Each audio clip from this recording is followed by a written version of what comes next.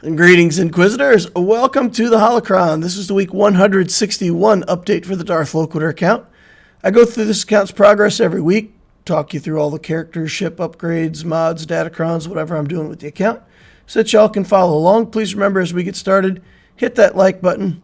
I would appreciate it if you could do that for me. It does help me, and it helps the channel. All right, here we go. Let's see what happened in week 161. Got a couple characters to relic.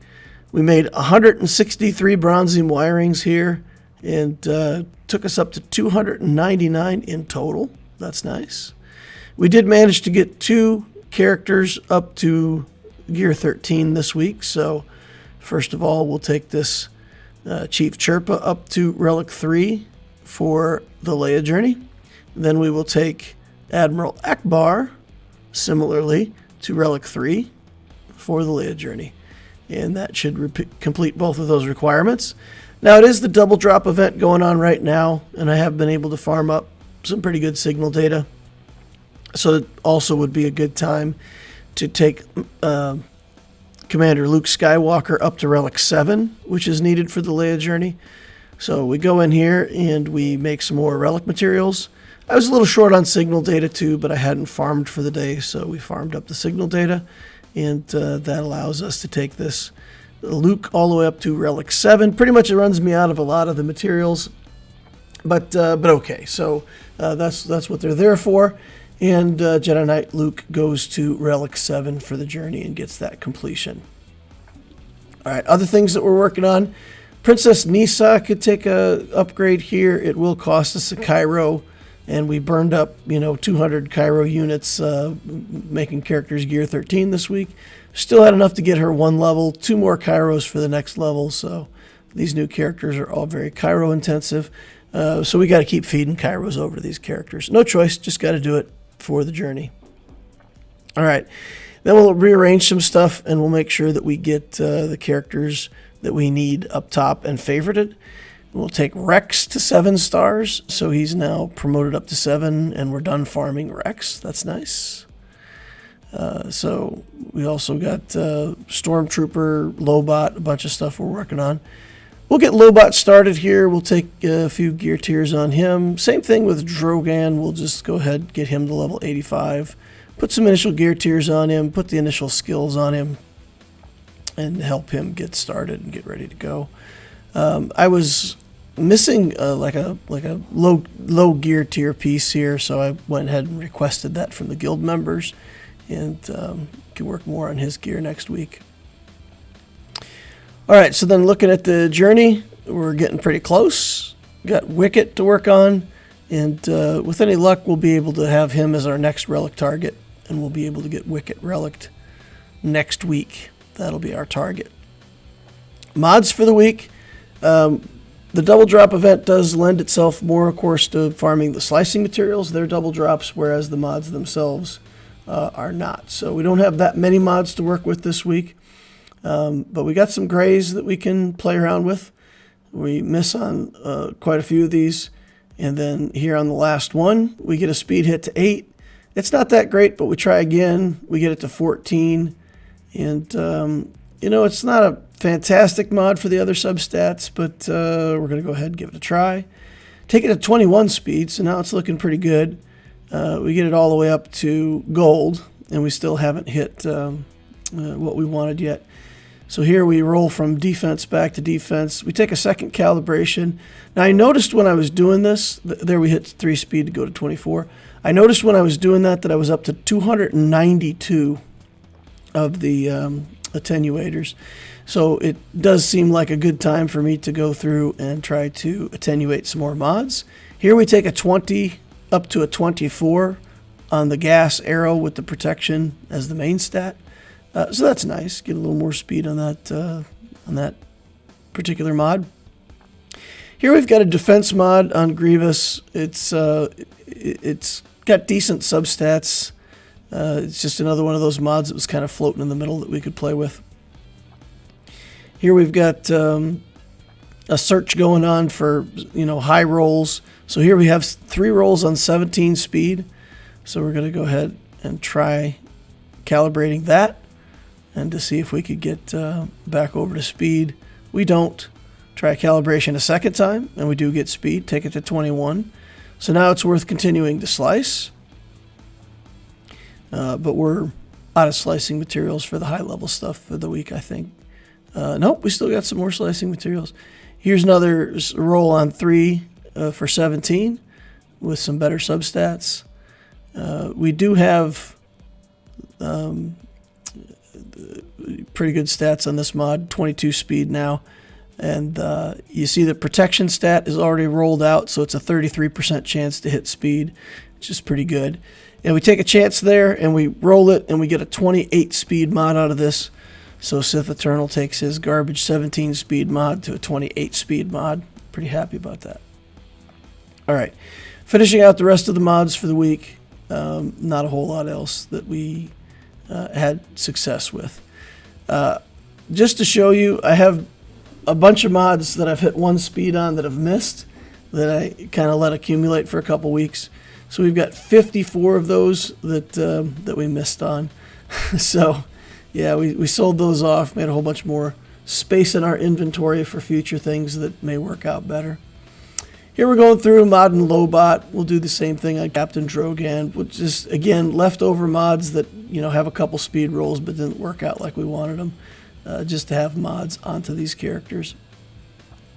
Onto the Rey event, I was playing around with Tier 2, and we're still trying to work through this with no Zeta. So we tried a team here where we've got R2. We use R2, use a smoke, trade turn meter, and we get this advantage off of Hux pretty quickly. And then we're able to take out Hux and start working on these guys.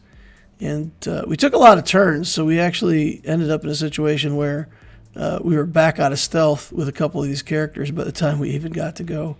But pretty handily beat this. So last time we tried it, it didn't work out. This time, worse mods. We didn't do much with the mods. We just left the mods that were on the characters. We just put R2 in there to blow up the smoke and give us a cover. So we do that again. Same thing, remove the advantage from Hux, and then, you know, peel away at these guys until we get them done. With the turn meter manipulation that we get, it was pretty easy, 2 runs, and we ended up with no dropped battles. So, again, it looks like there's a relatively straightforward way to get the second tier done, and of course Tier 3 is paper, rock, scissors. So yeah, it looks like we can unlock Rey without having to invest a Zeta, which is pretty nice. Stats for week 161, we're up to 8.24 million galactic power. We added 50,000. 127 relics, 109 Zetas, 12 Omicrons. Executors now back in the top 5. We're beating Leviathans pretty reliably, so we can get top placement, number 2 or number 1 every day, depending on how often we get to play. And then JC, we're still in Kyber 4, and the project will be to get Wicket for week 162. Bronzium wiring for the week, we got 228 gained. We made 163. And again, we had another week where a ton of these showed up, 65 from events. So I'm going to have to pay a little more attention. I don't know if potentially these are coming out of the new raid, where we're getting Bronzium wiring somehow. It can't be coming out of the new raid, right? Because we're only getting the tokens. But something's given me a ton of Bronzium wiring for the last 2 weeks. So maybe it was event giveaways. I don't know. But yeah, it's been a blessing. We've got about 60 more Bronzium wirings than we would normally expect for the week. So that's good. That helps us get where we need to go. For the next week, Sabine, Rex is done. So we're done farming Rex. We'll be on Sabine, Zori, the B-28. We'll start farming the Emperor's shuttle as well. Get that back under farm to finish out into Cantina. Signal data, and then a little bit on Drogan, of course, because we got to get him to Relic at some point. And then also we want to work on Death Trooper and get him to Gear 12. So background project when we have enough signal data to get by. Mod energy, slicing ×4, mods ×3. Again, with the double drops, of course, we'll only do slicing materials while the double drops are on. Refresh strategy is still 3 on everything, but a 4th refresh on that Cantina. Trying that for a little while. Planning for 2023, we're working on Rey, trying to get her unlocked, but also we got Leia and the Raid as our main 2023 project. So with Tier 2, we used R2 to hide the team. We won twice. I feel like it was pretty easily. Get the advantage removed from Hux, get him killed as soon as you can, and the rest of the team fell down pretty quickly. Tier 3 is the feint strike, parry strike, so we know we can do that. So again, with the first tier, like we talked about last week, it can be done with no Zeta, but it looks like we have to have pretty good mods. Tier 2 looks like it, even with mediocre mods, we can get it done. I think you just got to be fast enough with either Finn or Rey that you can get either pass the turn with Finn to Rey or take a turn with Rey and get that advantage off of Hux, and then it's fine. So the new raid, I did much better this time around. Took my score from 4.8 to 6.9. Messed around with some things. I still haven't fully optimized every team that I have, but I worked out some pretty good strategies and got a much better score. Basically, it comes down to the idea that if you put a rebel in your team on basic attacks, they're helping heal and protect your other characters in the team. You need a character or two with evasion in the team to get stacks of evade, and then the Imperial Troopers do extra damage for each stack of evasion that's on the field. So if you play a Rebel Trooper, a Trooper, and then what I was doing is I was putting in a weak third character. They do seem to attack the weakest character, so if we put in a weak third character compared to the other people in the group, then they tend to attack that character, which allows you to build up your evasion stacks. And again, if you're doing extra damage based on the evasion stacks, keeping those evasion stacks is important, and you really don't care if that third character dies or not. It's just there as filler. So as an example, I took in Veers with 2 troopers, and after a bunch of different runs, the best I could achieve with that team with any combination of skills was 285,000. I dropped one of the troopers, and I put in a rebel. So here we have a situation where you have Ackbar as the rebel, you have the Stark or the Veers in the lead.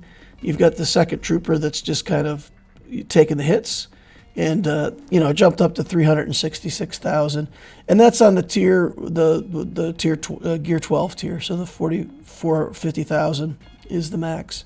But still, I think, and maybe even I could have improved that. So with one relic, you can get a pretty good score. On the high end, with the relic 8 stuff, you can see if you put a rebel and a trooper together, you get a really big score. But if you put together 2 rebels, no trooper, then I struggled. So I tried all different kinds of stuff. I put my Chewie up to relic 8, and we tried all kinds of stuff here. We did the distract skill, the open fire skill, whatever we had to try to use the distract methodology. We tried everything. In the end, I put these 2 together on a run, and I just hit auto basic, and they got almost 1.6 million. Just on auto basic. That was the best score that I could get. So I guess for the situation that I'm in, next time around I'm going to take these relic 8s, pair them up with my highest troopers, try 2-man squads with 1 trooper, 1 rebel, and give that a little more testing to see if my overall score then improves just by separating these guys out. So trial and error as we go. A team like this, we've got our Rebel Moff Gideon, we've got our Trooper Moff Gideon, we've got our Rebel C-3PO, and then we've got another Rebel in the team, and we scored 1 million on that on the Relic 5 level. Here we've got a team, and again, C-3PO is kind of cheaty right now because if he stays alive, you can use him in multiple teams.